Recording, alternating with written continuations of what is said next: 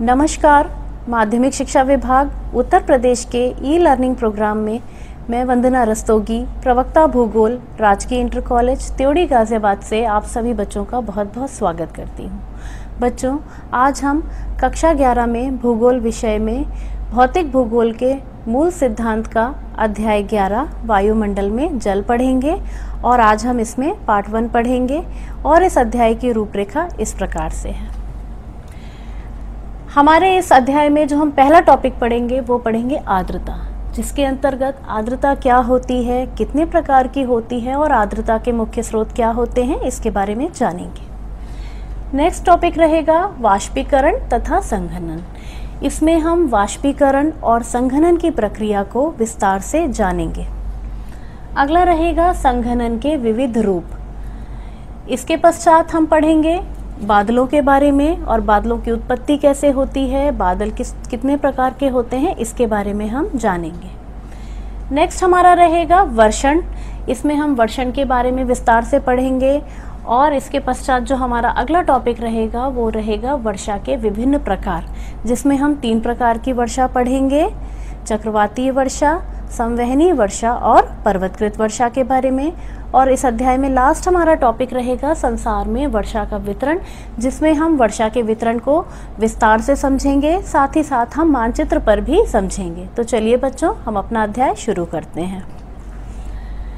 सबसे पहला हमारा टॉपिक है आर्द्रता का अर्थ।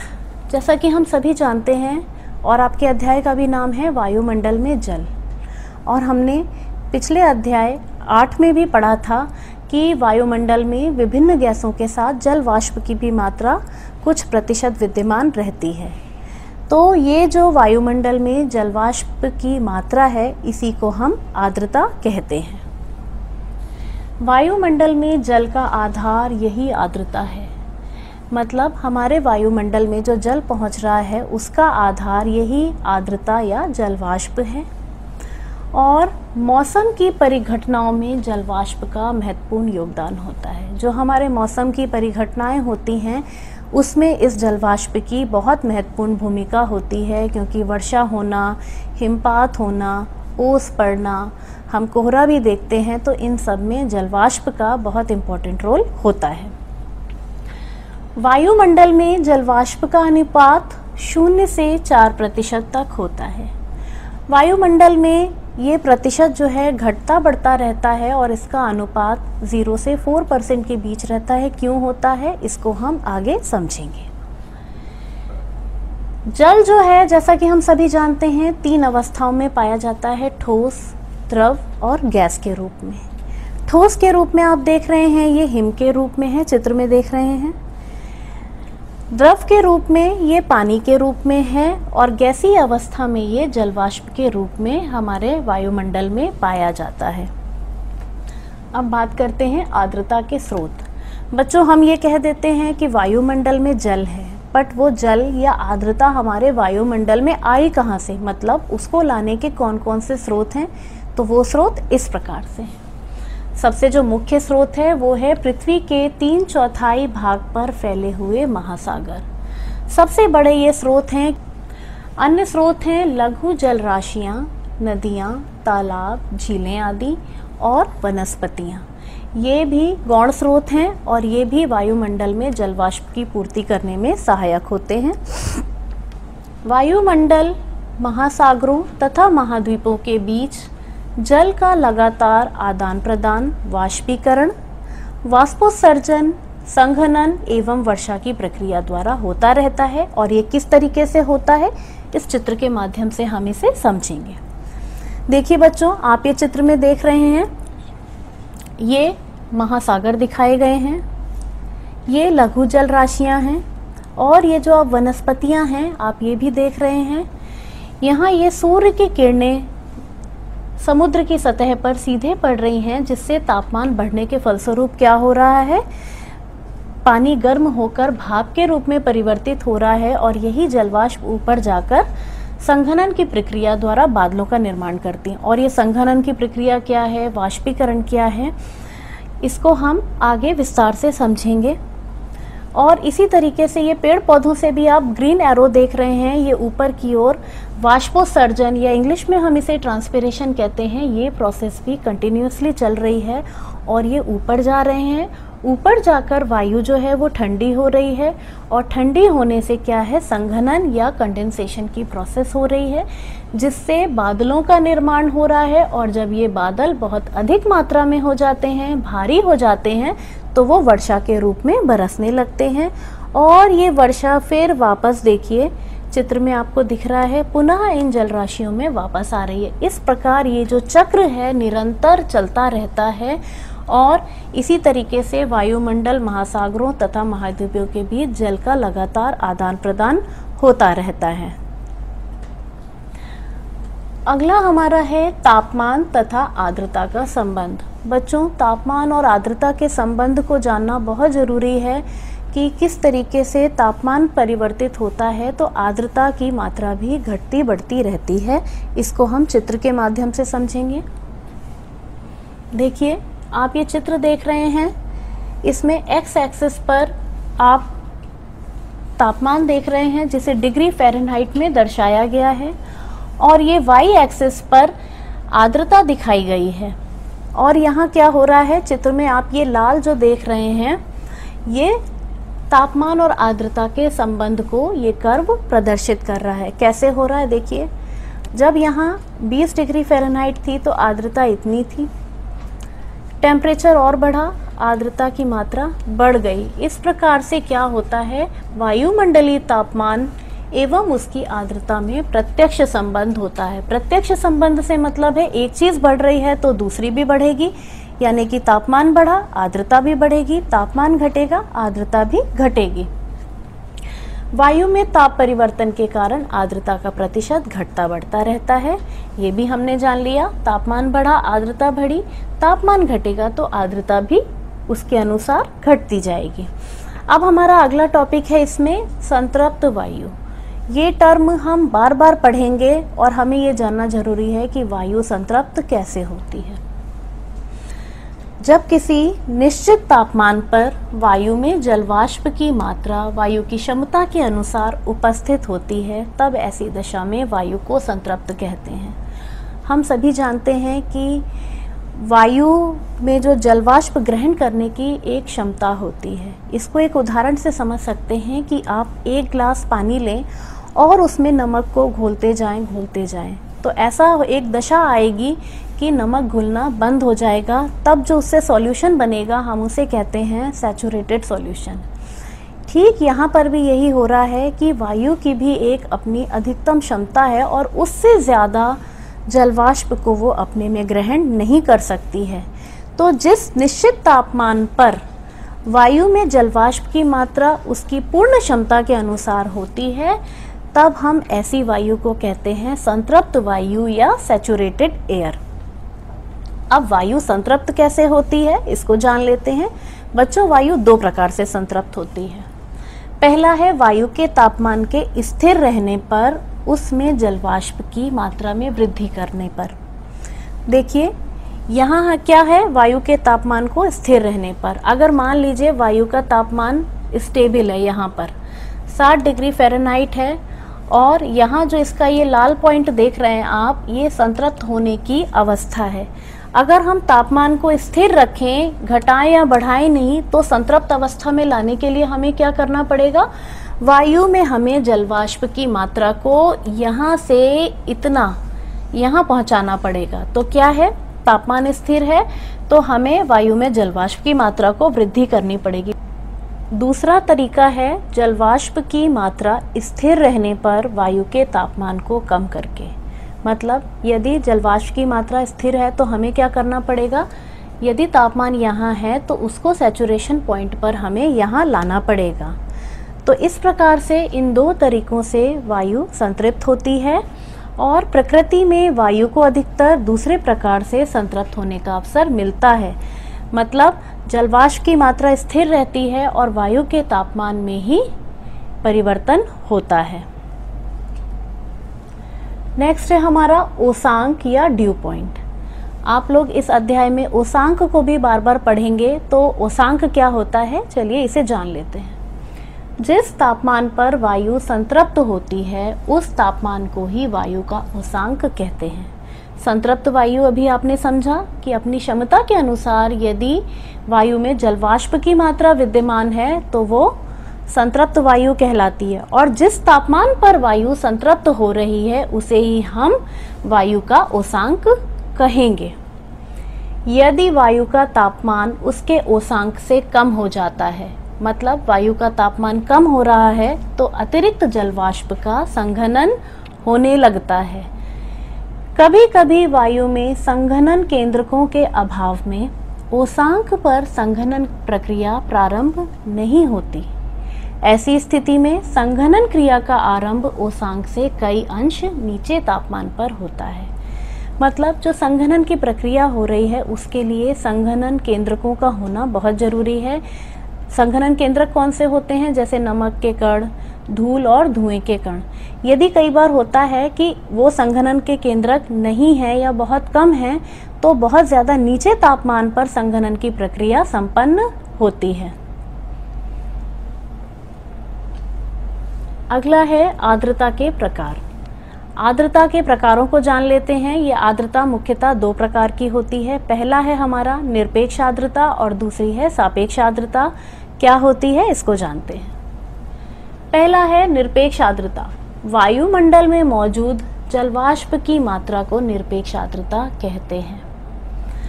मतलब वायुमंडल में एक निश्चित तापमान पर जितनी जलवाष्प की मात्रा विद्यमान है उसे हम कहेंगे निरपेक्ष आर्द्रता। इसे ग्राम प्रति घन मीटर के रूप में व्यक्त किया जाता है एवं प्रति वर्ग फुट पर ग्रेन में। निरपेक्ष आर्द्रता अलग अलग स्थानों पर अलग अलग होती है।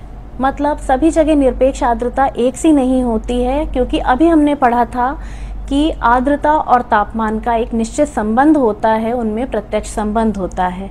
यदि तापमान बढ़ेगा आर्द्रता बढ़ेगी, तापमान घटेगा तो आर्द्रता भी घटेगी। इसलिए हर जगह क्योंकि एक सा तापमान नहीं होता है, इसलिए आर्द्रता का प्रतिशत भी घटता बढ़ता जाता है।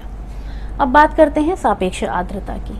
किसी निश्चित तापमान पर अपनी पूरी क्षमता की तुलना में वायुमंडल में मौजूद आर्द्रता के अनुपात या प्रतिशत को सापेक्ष आर्द्रता कहा जाता है। हर एक चीज़ की एक निश्चित क्षमता होती है।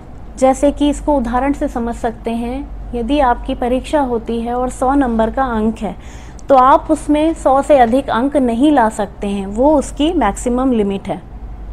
इसी प्रकार से हमारे वायुमंडल में भी आर्द्रता की एक लिमिट है जलवाष्प ग्रहण करने की, और उसके सापेक्ष आप एग्ज़ाम में उदाहरण लेते हैं, आपके यदि 60 नंबर आए तो वो 60 क्या हुई? आपकी निरपेक्ष आर्द्रता, यानी कि वास्तव में कितनी आर्द्रता अभी मौजूद है।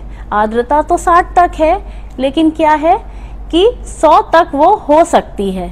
तो यही जो अनुपात हम निकालते हैं इसे हम कहते हैं सापेक्ष आर्द्रता। इसका सूत्र है सापेक्ष आर्द्रता इज इक्वल्स टू निरपेक्ष आर्द्रता अपॉन आर्द्रता सामर्थ्य मल्टीप्लाइड बाय 100।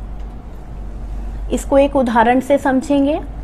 यदि 70 डिग्री फ़ारेनहाइट पर आर्द्रता सामर्थ्य तथा निरपेक्ष आर्द्रता क्रमशः 8 तथा 6 ग्रेन है, तो सापेक्ष आर्द्रता कितनी होगी? इसके लिए 6 जो है हमारी निरपेक्ष आर्द्रता है। पीछे हमने अभी फॉर्मूला में पढ़ा कि ऊपर हम लिखते हैं निरपेक्ष आर्द्रता, नीचे हम लिखेंगे आर्द्रता सामर्थ्य जो कि है 8।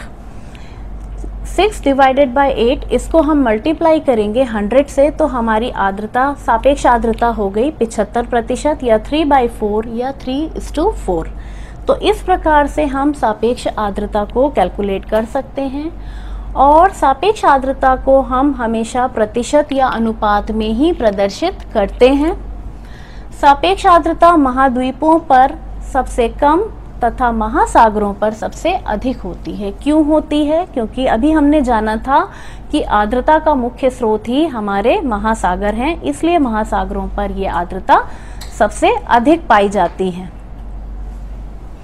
नेक्स्ट है हमारा वाष्पीकरण। हमने पढ़ा था कि तापमान बढ़ता है तो वाष्पीकरण की प्रक्रिया होती है। कैसे होती है चलिए जानते हैं। वाष्पीकरण का मुख्य कारण ताप है। मतलब यदि हम जल को एक ताप देंगे, हीट देंगे, तो क्या है, उसमें भाप उठने लगती है। आप लोगों ने देखा भी होगा, आप अपने घर में अगर एक पतीले में पानी गर्म होने के लिए रखेंगे तो एक निश्चित तापमान पर उससे भाप उठने लगती है। तो क्या है, यहाँ पर जब हम ताप दे रहे हैं तभी वाष्पीकरण की प्रक्रिया संपन्न हो रही है। यही हमारे वायुमंडल में भी होता है कि जब पानी को गर्मी मिलती है, ताप मिलती है, तो वाष्पीकरण की प्रक्रिया होती है। और इसमें क्या होता है, जब किसी लिक्विड का या द्रव का इवेपोरेशन होता है, तो देखिए लाल रंग के बिंदु में लिखा है ये हीट एब्जॉर्ब, ये अपने अंदर ऊष्मा को अवशोषित कर लेती है और वो गैस में परिवर्तित होते हैं। लेकिन और ऊपर जाके जो संघनन की प्रक्रिया होती है, यानी कि ताप में कमी आने लगती है, तो उससे क्या होता है, जो उसने हीट पानी ने एब्जॉर्ब की है वो रिलीज होने लगती है या मुक्त होने लगती है। वायुमंडल में जलवाष्प की मात्रा वाष्पीकरण तथा संघनन के कारण घटती बढ़ती रहती है। संघनन की प्रक्रिया के कारण ये मात्रा जो है घटती बढ़ती रहती है। और जिस तापमान पर जल वाष्पीकृत होना शुरू करता है उसे हम वाष्पीकरण की गुप्त ऊष्मा कहते हैं। मतलब जिस तापमान पर, जिस पर्टिकुलर टेम्परेचर पर भाप उठनी शुरू होगी उसे ही हम कहेंगे वाष्पीकरण की गुप्त ऊष्मा। नेक्स्ट है हमारा संघनन। संघनन क्या होता है, इसे भी हम विस्तार से जान लेते हैं। जलवाष्प का जल के रूप में बदलना संघनन कहलाता है। हमने अभी बात की थी कि ताप मिला पानी को, जलवाष्प हुई, और जब वो जलवाष्प तापमान में कमी की वजह से फिर से पानी में परिवर्तित होगा तो हम कहेंगे कि ये संघनन की प्रक्रिया हो रही है। ऊष्मा का ह्रास ही संघनन का कारण है। जैसे वाष्पीकरण का कारण था ताप मिलना, यहाँ क्या है, ऊष्मा में कमी आना या ताप में कमी आना ही संघनन का मुख्य कारण है। आप लोग चित्र में भी देख रहे हैं, यहाँ पे क्या है, लिक्विड जो है गैस बनी और गैस के बाद जो है इस तरीके से पूरा एक ये चक्र चलता रहता है, ये कन्वर्जन होता रहता है। जब आर्द्र हवा ठंडी होती है तब उसमें जलवाष्प को धारण करने की क्षमता समाप्त हो जाती है, क्योंकि यहाँ पर अब तापमान में कमी आ रही है। तब अतिरिक्त जलवाष्प द्रव में संघनित हो जाती है और जब यह सीधे ठोस के रूप में परिवर्तन होती है तो इसे ऊर्ध्वपातन कहते हैं। देखिए यहाँ जैसे ये प्रोसीजर हो रहा है, इसको हम कहेंगे सब्लिमेशन या हिंदी में ऊर्ध्वपातन। संघनन की प्रक्रिया कब होती है, इसको जान लेते हैं। वायु का आयतन नियत हो एवं तापमान उसांक तक गिर जाए। मतलब वायु का आयतन जो है वो घटे बढ़े नहीं, एक निश्चित हो, और तापमान जो है उसांक हम जानते हैं क्या है, उस लेवल तक गिर जाना चाहिए। दूसरा है वायु का आयतन तथा तापमान दोनों ही कम हो जाएं, तो यहाँ पर भी संघनन की प्रक्रिया होगी। तीसरा है वाष्पीकरण द्वारा वायु में और अधिक जलवाष्प प्रविष्ट हो जाए, तब भी संघनन की प्रक्रिया होगी, क्योंकि वो अपनी संतृप्त अवस्था की ओर बढ़ने लगेगी। चौथा है वायुमंडल में संघनन केंद्रकों का उचित मात्रा में पाया जाना आवश्यक है। संघनन केंद्रक अगर नहीं होंगे तो संघनन की प्रक्रिया बहुत ज़्यादा नीचे तापमान पर होती है, तो इसलिए नमक के कण, धूल और धुएं के कण भी पर्याप्त मात्रा में विद्यमान होने चाहिए। संघनन केंद्रक किन्हें कहते हैं, इसको भी जान लेते हैं। जिन छोटे छोटे कणों के चारों ओर ठंडा होने के कारण संघनन होता है उन्हें संघनन केंद्रक कहते हैं, जैसे धूल के कण, धुआं तथा महासागरों के नमक के कण। तो ये संघनन केंद्रक जो हैं, इन्हीं के चारों ओर संघनन की प्रक्रिया संपन्न होती है। अब बात करेंगे संघनन के विविध रूपों की। स्थिति तथा तापमान के आधार पर संघनन के प्रकारों को वर्गीकृत किया जाता है। स्थिति मतलब संघनन की प्रक्रिया कहाँ हो रही है, ऊंचाई पर हो रही है या धरातल की सतह पर हो रही है। एक तो आधार ये होता है वर्गीकरण का और दूसरा होता है तापमान के आधार पर। तो कौन कौन से विविध रूप हैं वो इस प्रकार हैं। पहला है ओस, कोहरा एवं कुहासा, तुषार और बादल। अब हम इन्हें विस्तार से पढ़ते हैं। तो पहला है हमारा ओस। आप लोग ये चित्र में देख रहे हैं, ये पत्ते पर आपको नन्ही नन्ही पानी की बूंदें दिखाई दे रही हैं। प्रायः हम शीत ऋतु में जब ठंडा मौसम आता है तो सुबह के टाइम हम देखते हैं, हम कहते हैं कि ओस गिरी हुई है। ये क्या होता है इसको जानते हैं। जब आर्द्रता धरातल के ऊपर हवा में संघनन केंद्रकों पर संघनित ना होकर, ध्यान से देखिएगा, धरातल के ऊपर हवा में संघनन केंद्रकों यानी कि नमक के कण, धूल धुएं के कणों पर संघनित ना होकर ठोस वस्तुएं कौन कौन सी हैं, जैसे कि पत्थर, घास, पौधों की पत्तियों की ठंडी सतहों पर, तो ये सतह जो होती है तापमान कम होने से बहुत ठंडी हो जाती है। तो क्या होता है, इससे लगी हुई जो गर्म हवा की परतें हैं, आर्द्रता भरी हुई हैं, तो संघनन की प्रक्रिया इन पर संपन्न होने लगती है और पानी की बूंदों के रूप में जमा हो जाती है। तब हम इसे ओस के नाम से जानते हैं। ओस बनने के लिए आदर्श दशाएं कौन कौन सी हैं देख लेते हैं। पहला है स्वच्छ आकाश। स्वच्छ आकाश जितना होगा तो दिन के समय वाष्पीकरण की प्रक्रिया बहुत अधिक होगी, जिससे हवा में जलवाष्प की मात्रा बढ़ जाएगी। तो इससे क्या होगा, वायु जो है अधिक संतृप्त हो जाएगी। दूसरा है शांत वायु। अगर वायु में बहुत डिस्टर्बेंसेस हैं, अस्थिर है, शांत नहीं है, तो वायु को मिक्स होने का मौका नहीं मिलेगा। हवा की जो ठंडी सतह है उससे गर्म परतें आपस में नहीं मिल पाती हैं, जिससे कि ओस की निर्माण प्रक्रिया नहीं होती। और शांत वायु में क्या है, इनका आपस में मिलना संभव हो जाता है। दूसरा है उच्च सापेक्ष आर्द्रता। सापेक्ष आर्द्रता ज़्यादा होगी तो जलवाष्प की मात्रा भी बहुत अधिक होगी। तीसरा है शीतकालीन लंबी रातें। शीतकालीन लंबी रातें क्या हैं, जितनी रात की अवधि लंबी होगी तो क्या होगा, हम सभी जानते हैं पार्थिव विकिरण के द्वारा जितनी धरातल पर गर्मी आती है या ताप मिलता है, उतना ही पार्थिव विकिरण के द्वारा वापस लौटा दिया जाता है। तो अगर ये अधिक होगी लंबी रातें तो क्या है, वायु को ठंडा होने का अवसर उतना ही अधिक होगा और ऐसी कंडीशन में ओस भी जरूर जमेगी। नेक्स्ट है वायु का ओसांक 0 डिग्री से अधिक होना चाहिए। ये क्यों अधिक होना चाहिए, क्योंकि अगर ये 0 डिग्री से नीचे होगा तो ओस नहीं पड़ेगी, वो पाला पड़ जाएगा। तो इस प्रकार से इन उपर्युक्त दशाओं में ओस की जो है उत्पत्ति होती है। नेक्स्ट है हमारा तुषार। आप लोग चित्र में देख रहे हैं, ये पत्तों पर बर्फ की बूंदें जमा हैं और ये ओस नहीं है, क्योंकि ओस में हमने पढ़ा था ये पानी की बूंदें हैं। अब इसके बारे में हम विस्तार से जानेंगे। कभी कभी धरातल पर स्थित पदार्थों जैसे घास, पत्तियों अथवा पौधों का तापमान जमाव बिंदु से भी नीचे गिर जाता है। ऐसी दशा में उन पर हिम के कण जम जाते हैं, जिसे तुषार अथवा पाला कहते हैं। आप लोग देख रहे हैं यहाँ क्या हो रहा है, तापमान जो है जमाव बिंदु से नीचे गिर रहा है, जिस वजह से आर्द्रता जो है उसका जो संघनन हो रहा है वो बर्फ के रूप में हो रहा है या हिम के कण जम रहे हैं। इसे ही हम तुषार या पाला कहते हैं। आप लोगों ने अपने रेफ्रिजरेटर में भी देखा होगा, अगर तापमान बहुत नीचा हो जाए तो सब्जियों में भी बर्फ के कण जम जाते हैं और उससे हमारी सब्जियां भी खराब हो जाती हैं। इसी प्रकार से संवेदनशील फसलों के लिए तुषार बहुत विनाशकारी सिद्ध होता है और जमी हुई ओस को हम तुषार नहीं कहेंगे, क्योंकि हमने अभी जाना था कि ओस के लिए तापमान 0 डिग्री सेंटीग्रेड से ऊपर होना चाहिए और तुषार के लिए का शर्त यह है कि तापमान 0 डिग्री सेंटीग्रेड से नीचे ही होना चाहिए। अब बात करते हैं ओस और तुषार में अंतर क्या है। ओस और तुषार की निर्माण विधि लगभग समान है, जैसा कि हमने जाना कि दोनों में ही ठंडी सतहों के संपर्क में हवाएं आ रही हैं, लेकिन अंतर यह है कि ओस के लिए तापमान 0 डिग्री सेंटीग्रेड से ऊपर होना चाहिए, जबकि तुषार के लिए 0 डिग्री सेंटीग्रेड से तापमान नीचे होना चाहिए। तो इस प्रकार से ओस और तुषार में ये मुख्य अंतर है। नेक्स्ट है हमारा कोहरा एवं कुहासा। आप लोग ने देखा होगा, चित्र में भी दिख रहा है, सर्दी के दिनों में कई बार दृश्यता बिल्कुल कम हो जाती है, बहुत सारे एक्सीडेंट होने लगते हैं।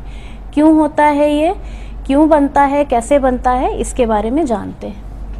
पहला है धरातल के निकट की अत्यधिक आर्द्र वायु राशि के शीतलन के कारण जब उसमें संघनन की प्रक्रिया आरंभ हो जाती है तब कोहरे की उत्पत्ति होती है। यानी कि धरातल की सतहों के पास या उसके ऊपर ही जब संघनन की प्रक्रिया हो रही है, क्योंकि धरातल जो है बहुत ठंडा है और आर्द्र वायु राशि उससे मिल रही है, तो संघनन नीचे ही हो रहा है धरातली सतह पर, जिससे कि कोहरा बनता है। कोहरा एक प्रकार का बादल है, क्योंकि बादल में भी संघनन की प्रक्रिया हो रही है और इसमें भी हो रही है, जिसका आधार सतह पर या सतह के बहुत नज़दीक होता है, मतलब धरातल पर ही ये प्रक्रिया हो रही है। जिसमें धूल, धुएं और नमक के कण होते हैं।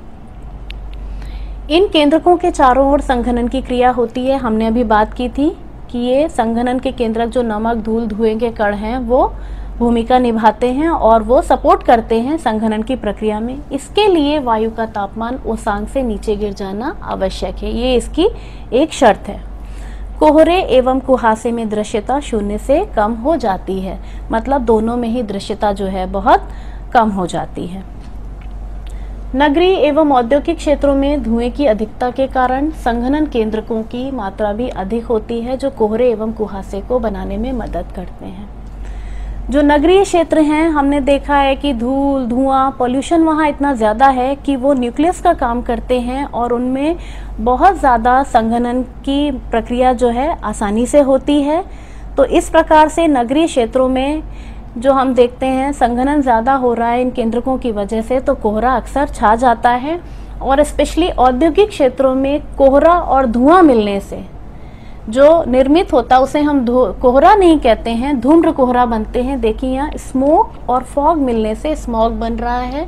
जैसे कि हमने पीछे भी देखा था, पिछले वर्ष दिल्ली और एनसीआर में एक चादर सी ढक गई थी कोहरे की, तो वो कोहरा नहीं था, वास्तव में वो एक स्मॉग था या धूम्र कोहरा था। अब बात करते हैं कोहरे एवं कुहासे में अंतर क्या है। कुहासे में कोहरे की अपेक्षा नमी अधिक होती है, यानी कि कोहरा जो है कुहासे की अपेक्षा थोड़ा शुष्क होता है। कुहासे की उत्पत्ति पर्वतीय क्षेत्रों में अधिक होती है, यानी कि कोहरा जो है धरातली या मैदानी क्षेत्रों में अधिक पाया जाता है और कुहासे की उत्पत्ति पर्वतीय क्षेत्रों में अधिक होती है। कुहासे में दृश्यता कोहरे से अधिक होती है। कोहरे में कई बार हम देखते हैं कि विजिबिलिटी बिल्कुल ज़ीरो हो जाती है, कुछ भी नहीं दिखाई देता है, लेकिन कुहासे में देखा जाता है कि 2 किलोमीटर तक विजिबिलिटी जनरली रहती है। तो इस प्रकार से इस अध्याय का आपका भाग 1 समाप्त हुआ और अब हम बात करेंगे अभ्यास कार्य की। आपको ये देखिए कुछ प्रश्न दिए गए हैं। आर्द्रता किसे कहते हैं? वायुमंडलीय आर्द्रता के प्रमुख स्रोत बताइए। आपको इसको अच्छे से एक्सप्लेन किया जा चुका है। दूसरा प्रश्न है ऊंचाई के साथ जलवाष्प की मात्रा तेजी से क्यों घटती है? इसमें भी आपको बताया जा चुका है कि तापमान के संबंध की वजह से। तीसरा है वायु किस प्रकार संतृप्त होती है? इसको भी अध्याय में अच्छे से स्पष्ट किया जा चुका है। तापमान एवं आर्द्रता के बीच के संबंध को आपको बताना है कि उनके बीच में किस प्रकार का संबंध है। नेक्स्ट हमारा प्रश्न रहेगा सापेक्ष एवं निरपेक्ष आर्द्रता में अंतर स्पष्ट कीजिए। आप इन दोनों के अंतर को बताएंगे और अब उस अंतर की पुष्टि आप उदाहरण के माध्यम से करेंगे। ओसांक किसे कहते हैं? इसे बताएंगे। वाष्पन की गुप्त ऊष्मा को स्पष्ट कीजिए, ये आपको बताया जा चुका है। नेक्स्ट है ओस एवं तुषार में अंतर स्पष्ट कीजिए और अंतिम प्रश्न है धूम्र कोहरा किसे कहते हैं। तो बच्चों आशा करती हूँ कि आपने अध्याय के पहले पार्ट को अच्छे से समझ लिया होगा और आप लोग इन सभी प्रश्नों को आसानी से कर पाएंगे। आज की कक्षा में यहीं तक। बहुत बहुत धन्यवाद।